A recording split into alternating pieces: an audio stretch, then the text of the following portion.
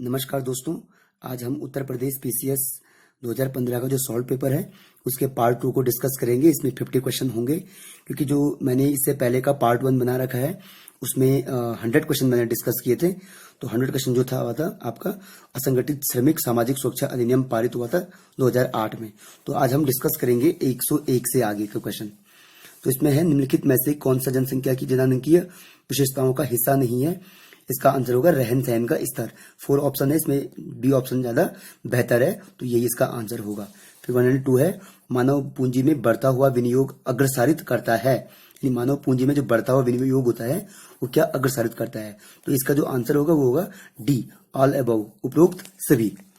निम्नलिखित युग्मों में से कौन सा सही सुमेलित नहीं है? तो आपके सारी योजनाएं हैं। जनश्री बीमा योजना 2000 में है, राष्ट्रीय ग्रामीण स्वास्थ्य मिशन 2005 का है, आम आदमी बीमा योजना 2007 की है, लेकिन जो मनरेगा है वो आपके 2005 का है। तो इसमें ये सही नहीं है इसका आंसर। नेक्स्ट है, निम्नलिखित में से कौन सा अर्थव्यवस्था की जनसंख्या वृद्धि का प्रतिकूल प्रभाव नहीं है? तो इसका आंसर होगा ए, कार्यकारी जनसंख्या के आकार में वृद्धि। नेक्स्ट है, निम्नलिखित में से कौन सा भारत में भूमि सुधार का हिस्सा नहीं है? डी होगा बहुफसलीय योजना। निम्नलिखित युग्मों में से कौन सा सही सुमेलित नहीं है? डी आंसर है ग्रामीण रोजगार, यानी कि JSRY, ये सही सुमेलित नहीं है, बाकी सारे क्या है, सुमेलित है। फिर 107 जो क्वेश्चन है उसका आंसर है, निम्नलिखित में से कौन सा जनसंख्या के व्यावसायिक ढांचे को व्यक्त करता है? सी, विभिन्न व्यवसायों में कार्यकारी जनसंख्या का वितरण। निम्नलिखित में से कौन स्वयं सहायता समूह यानी SHG लिंकेज कार्यक्रम, बैंक लिंकेज कार्यक्रम को कार्यान्वित करता है? नाबार्ड। निम्नलिखित वस्तुओं में से कौन सी एक राष्ट्रीय खाद्य सुरक्षा मिशन के उत्पादन बढ़ाने के उद्देश्य में सम्मिलित नहीं थी? तो यह है तिलहन। नेक्स्ट, निम्नलिखित आयु समूहों में कौन सा सर्व शिक्षा अभियान में नामांकित होने योग्य है? तो 6 to 14 है। हरित क्रांति नई कृषि व्यूह रचना का परिणाम थी जो 20वीं सदी में प्रारंभ की गई थी।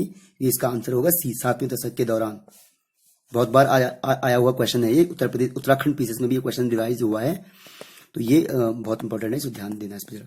वर्तमान में भारत की जनसंख्या वृद्धि निम्न से किस दौर से गुजर रही है? तो 4 ऑप्शन है, स्थिर जनसंख्या, सतत वृद्धि, तीव्र उच्च विकास, और डी है निश्चित रूप से गिरने की प्रवृत्ति के साथ उच्च वृद्धि दर। तो डी इसका आंसर होगा। 2013-14 में, अच्छा ये करंट अफेयर्स का है, इसमें स्किप कर रहा हूं। निम्नलिखित में से कौन सा भारतीय अर्थव्यवस्था का प्राथमिक क्षेत्र है यानी प्राइमरी सेक्टर है?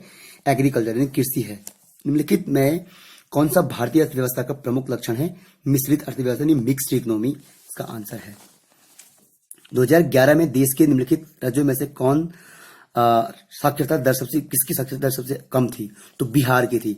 जो 2011 की जनगणना है, इसकी जो इसकी महत्वता है ये 2021 तक रहेगी।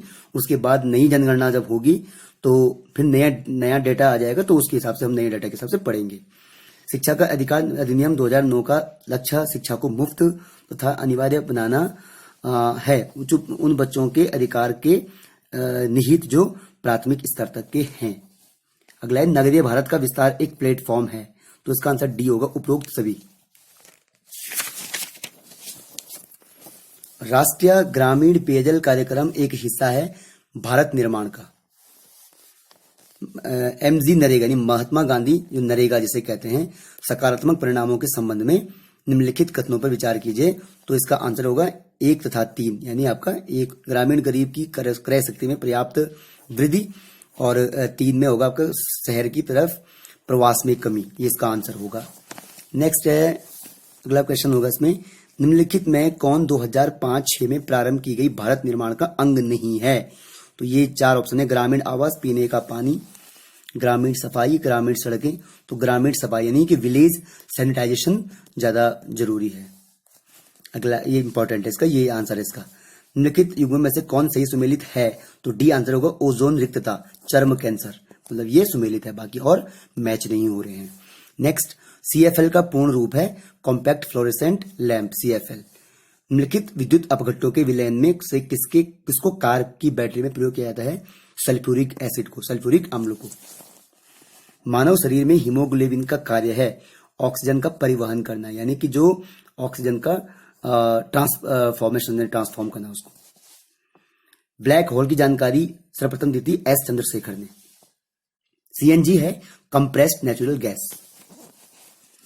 कार के पीछे आने वाले यातायात में को देखने के लिए निम्नलिखित प्रकार के दर्पणों में से किसका उपयोग होता है? उत्तल दर्पण का। एक ये भी करंट अफेयर क्वेश्चन है।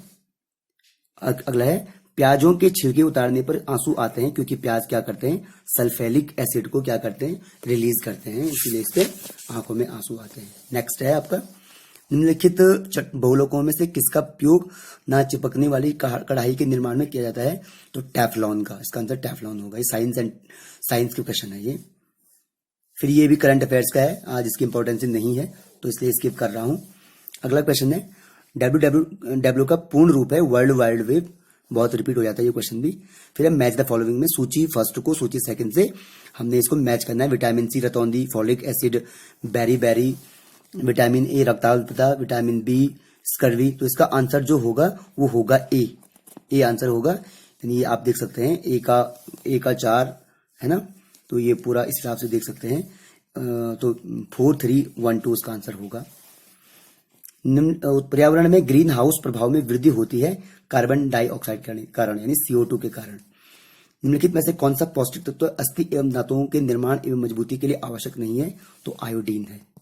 बाकी सारे है, कैल्शियम है, फॉस्फोरस है, फ्लोरीन है, आयोडीन नहीं है। आयोडीन अलग चीज है।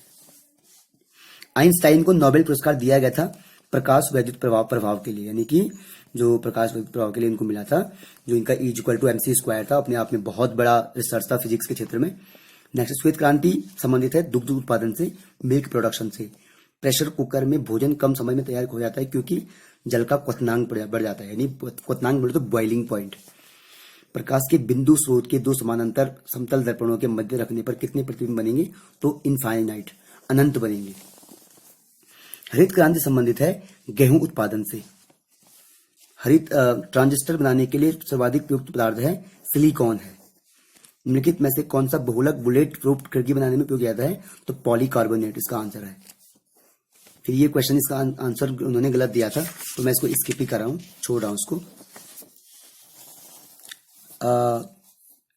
कोलेकैल्सिफेरॉल रासायनिक यौगिक का जो सामान्य नाम है वो है विटामिन डी। राजीव भारतीय राष्ट्रीय कांग्रेस के पहले अध्यक्ष थे व्योमेश चंद्र बनर्जी, यानी ओमेश लिखा हुआ है व्योमेश चंद्र बनर्जी, इसका आंसर है। निम्नलिखित में से कौन विक्रमशिला विश्वविद्यालय के संस्थापक थे? धर्मपाल के संस्थापक थे। निम्नलिखित में से किसने Indian society of oriental art की स्थापना की थी?